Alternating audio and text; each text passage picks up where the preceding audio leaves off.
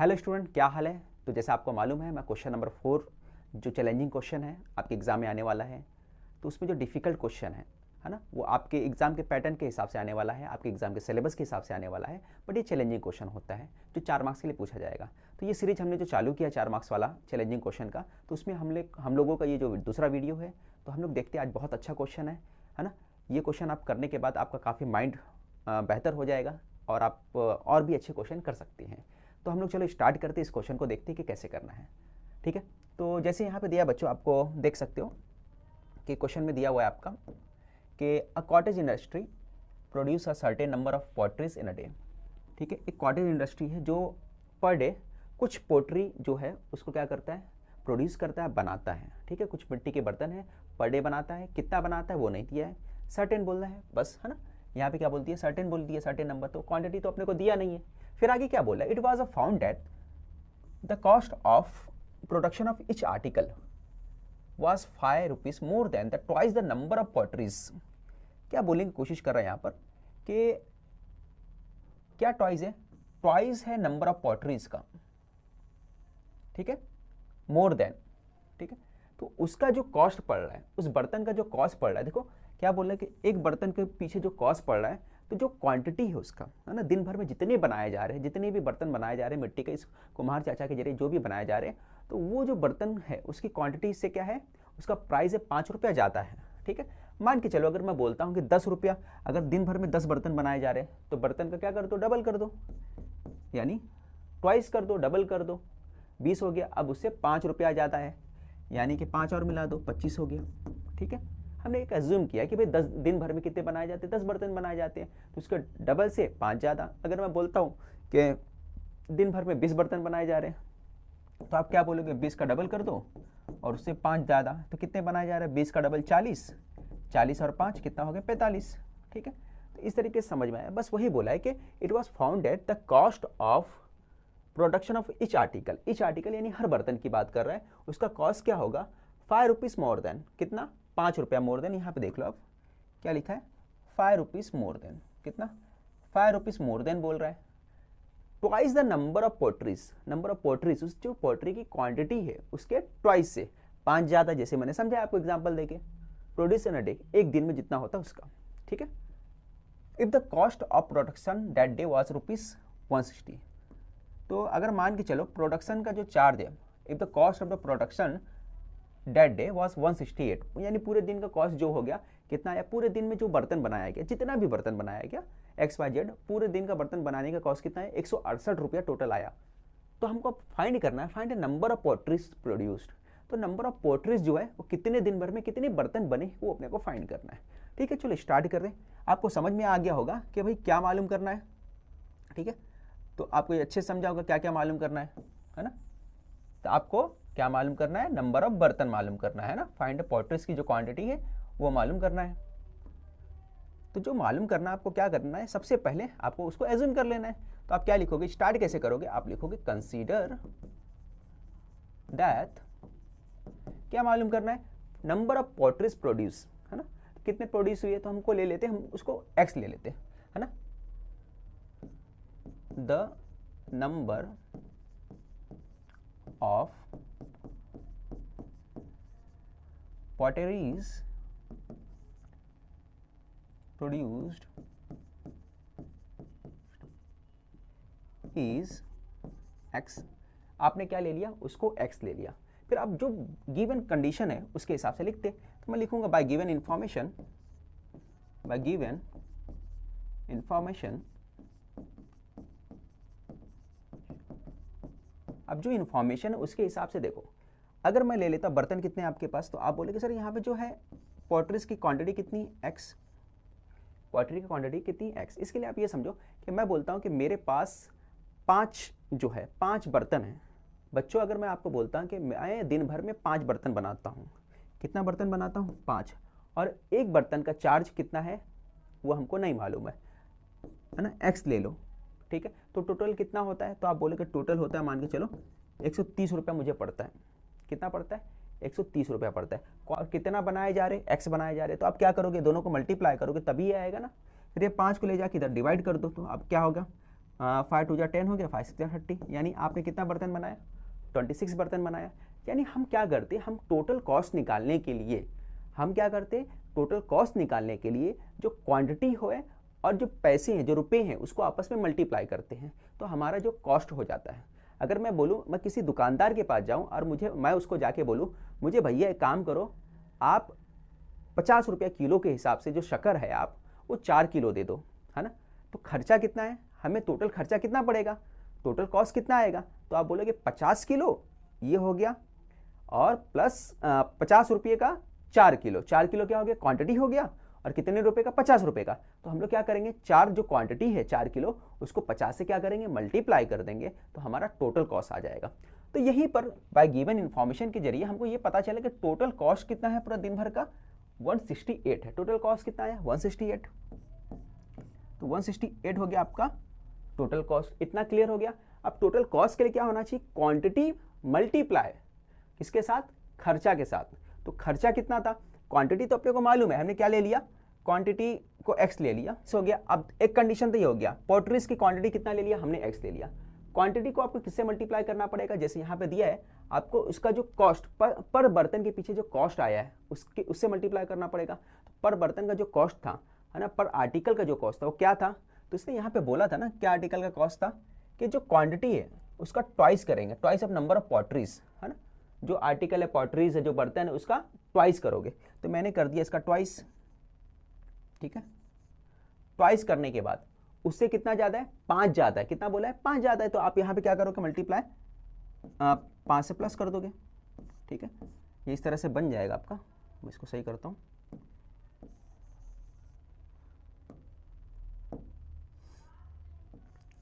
Twice plus 5, ठीक है। तो ये आपका आ गया, समझ में आया बच्चों। देखो ये क्या था, अब ये दोनों का होगा आपस में मल्टीप्लाई, मैंने बताया था ना क्या है, ये आपका क्या है, क्वांटिटी, ये आपका क्वांटिटी वाला पार्ट, ठीक है। और ये वाला जो पार्ट है ये आपका खर्चा, जो इसका कॉस्ट है, जो इसका कॉस्ट है, ये कॉस्ट हो गया। तो कॉस्ट और क्वांटिटी जब मल्टीप्लाई होता है तो टोटल जो खर्चे होते हैं, टोटल कॉस्ट वो निकल के आता है, यही चीज़ है ना। जैसे मैंने बताया था ना, क्या बताया मैंने, जो अगर 50 रुपये का शक्कर लिया हमने, 50 रुपये का शक्कर लिया, 50 रुपये किलो के हिसाब से, कितना किलो लिया, 4, तो 4 से मल्टीप्लाई किया तो हमारा कितना आ गया, टोटल 200 आ गया। टोटल 200 रुपये में हमारे को 4 किलो शक्कर 50 के हिसाब से आ गया। तो हमको क्या करना रहता है, टोटल खर्चा निकालने के लिए, टोटल कॉस्ट निकालने के लिए हमको क्या करना पड़ता है, क्वांटिटी को, है ना, पर आर्टिकल या पर सामान के पीछे जो उसका खर्चा रहता है उससे मल्टीप्लाई करना पड़ता है। बस वही चीज़ हमने यहाँ पे किया, इसको और इसके, क्योंकि हमने दोनों एज्यूम किया है, इसलिए x का मल्टीप्लाई किसके साथ होगा, 2x प्लस 5 के साथ। ये कैसे आया है, क्योंकि यहाँ पे बताया था twice the number of pottery, number pottery क्या था, x था, उसका हमने क्या कर दिया, ट्वाइस बोला है तो ट्वाइस कर दिया, और उससे 5 रुपया ज़्यादा बोला है तो प्लस हमने 5 लगा दिया। इतना क्लियर हो गया। आगे मेन क्वेश्चन की तरफ बढ़ते हैं। अब इतना देख के आपको समझ में आ गया होगा कि आगे कैसे सॉल्व करना, ठीक है। ये पॉइंट समझ में आ गया आपको।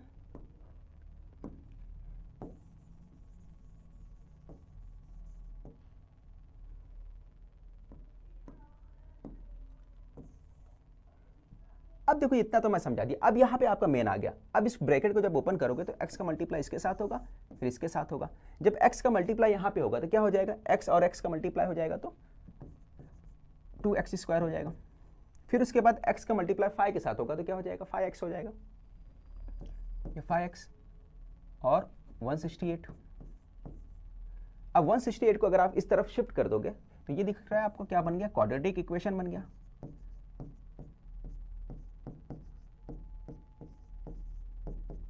ठीक है, अब आपको दिख रहा है ना क्वाड्रेटिक इक्वेशन बना। क्वाड्रेटिक इक्वेशन कैसा होता है, क्वाड्रेटिक इक्वेशन को कैसे सॉल्व करना पड़ता है, जब इस तरह बन जाए तो आपको मालूम है कि आपको सॉल्व करने के लिए क्या करना पड़ता है। यहाँ पे शुरू में 2 है तो 2 को आपको किससे मल्टीप्लाई करना पड़ेगा, 168 से, ठीक है। फिर उसके बाद क्या करना पड़ेगा, उसका फैक्टर लेना पड़ेगा। तो हमने 2 और 168 को मल्टीप्लाई किया तो कितना आ गया, तो आप बोले कि 2 और 168 को मल्टीप्लाई कर दो सर, तो हम लोग मल्टीप्लाई कर देते। तो क्या होगा, 2 168 का मल्टीप्लाई करने के बाद तो आपका हो जाएगा 2 8 16, 1 आया, 2 6 12, 1 13, 1 आया, 2 1 2 3, ये आ गया आपका 336, है ना, 336। अब इसका फैक्टर ले लो आप। तो सबसे पहले आप 2 से डिवाइड कर दो, 2 से डिवाइड करोगे तो वही 68 आ जाएगा। फिर आपको 2 से करने के बाद फिर से 2 से करो, पूरा करते चले आप। 2 8 जा आ जाएगा, 2 4 जा आ जाएगा, 2 42 आ जाएगा, 2 21 आ जाएगा। फिर इसके बाद 3 से करोगे, 3 7 जा, फिर 7 1 जा, तो ये पूरा का पूरा फैक्टर आ जाएगा। अब इसको ऐसे हिसाब से करने का है कि मल्टीप्लाई करने पे अपने को क्या आना चाहिए बच्चों, मल्टीप्लाई करने पे क्या आना चाहिए, 168 आना चाहिए, और प्लस माइनस करने पे कितना आना चाहिए, 5 आना चाहिए। सॉरी, मल्टीप्लाई करने पे कितना आना चाहिए, 336 आना चाहिए, 336 आना चाहिए। कितना आना चाहिए, 336। कुछ इस तरह से बनाना रहता है आपका कि मल्टीप्लाई 336 है ना, वो भी माइनस में आना चाहिए मल्टीप्लाई करने पर, और प्लस माइनस करने पे आपका क्या आना चाहिए, आपको मालूम है यहाँ पे दिया आपको 5 + 5x, तो प्लस माइनस करने पर कितना आना चाहिए, 5 आना चाहिए। ठीक है, तो आप देखो अगर मैं किसी को भी ले लेता हूँ, ये 7 3 जा कर देता हूँ तो कितना आता है, 21, और ये पूरा मल्टीप्लाई करो कितना गया, 2 2 ना 4 4 2 ना 8 8 2 ना 16, 16 और 21 को मल्टीप्लाई कर दो आप तो कितना आ जाता है आपका, 336 आएगा। क्लियर। अब कोई भी ले लो, ये दोनों को ले लोगे, पूरा नीचे वाले को ले लोगे, आपस में मल्टीप्लाई करोगे तो भी उतना ही आना है। किसी को भी लेकर मल्टीप्लाई करो, है ना, कोई भी पेयर बना लो, कोई भी जोड़ी बना लो, मल्टीप्लाई करने के बाद आपको कितना आना है, 336 ही आना है मल्टीप्लाई करने के बाद। ये बात समझ में आया सभी को? ठीक है, तो हमको क्या मिला, 21 और 16 मिला। क्योंकि 21 और 16 क्यों सेटिस्फाई कर रहा है, क्योंकि हमको मालूम है 21 में से अगर मैं 16 माइनस कर देता हूँ तो मेरे को कितना आता है, 5 आता है। ठीक है, अब सवाल है कि यहाँ पे माइनस रखना है तो, और यहाँ प्लस आएगा, तो हमको क्या रखना है, 21 और 16, तो प्लस और माइनस किसके आगे साइन लगेगा, प्लस और माइनस का। तो अपने को मालूम है कि भाई अपने को लाना है +5, तो यहाँ पे लगेगा प्लस और यहाँ लगेगा माइनस, तभी 21 में 16 होगा तो कितना आएगा, +5 आएगा। यानी बड़े नंबर में से छोटा नंबर माइनस करते हो तो साइन हमेशा बड़े नंबर का आता है, और प्लस और माइनस को जब आप मल्टीप्लाई करते हो, है ना, तो उसका प्रोडक्ट क्या आता है, हमेशा माइनस में आता है, इसलिए -36।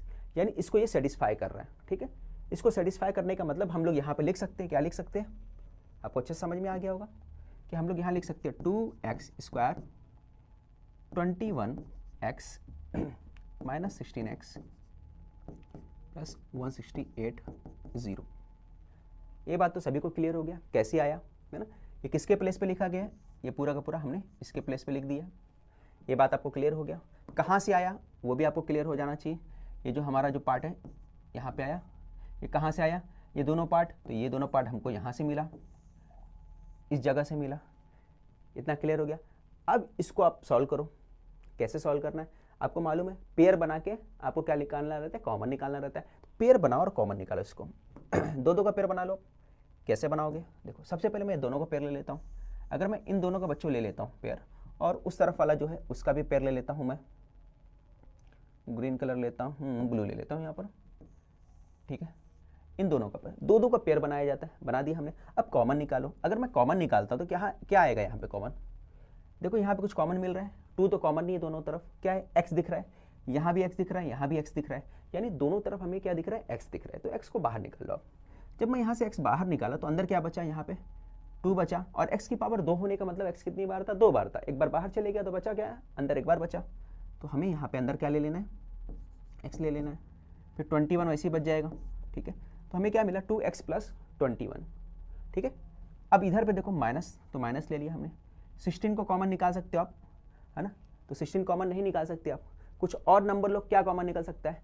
देखो अगर डायरेक्ट नहीं आता तो फिर क्या करोगे आप, कुछ अपने दिमाग से लगाओ, है ना। देखो अगर मैं बोलूँ तो 8 कॉमन निकल सकता है, क्योंकि 8 से ये भी डिवाइड होता है, 8 से ये भी डिवाइड होता है। तो कॉमन निकालने का मतलब क्या है, सीधा आप चेक करने का, क्या किसी नंबर से डिवाइड होता है क्या, दोनों नंबर डिवाइड होता है तो उसी को कॉमन निकाल लो। तो देखो ये 8 से डिवाइड होता है तो मैं 8 को कॉमन निकाल देता हूँ। अगर मैं 8 से कॉमन निकाल देता हूँ तो यहाँ बचेगा 8, और यहाँ क्या आएगा, 8 2 जा, फिर यहाँ पे जब कॉमन करोगे तो ये माइनस है ना, ये भी प्लस। ठीक है, अब बताओ, अब ये हो गया आपका माइनस। ठीक है, ये आपका आ जाएगा +2x + -16 21, और ये हो गया आपका 5x, ये हो गया आपका 168, 8 1 जा 8, 8 2 जा 16, 8 1 जा 0।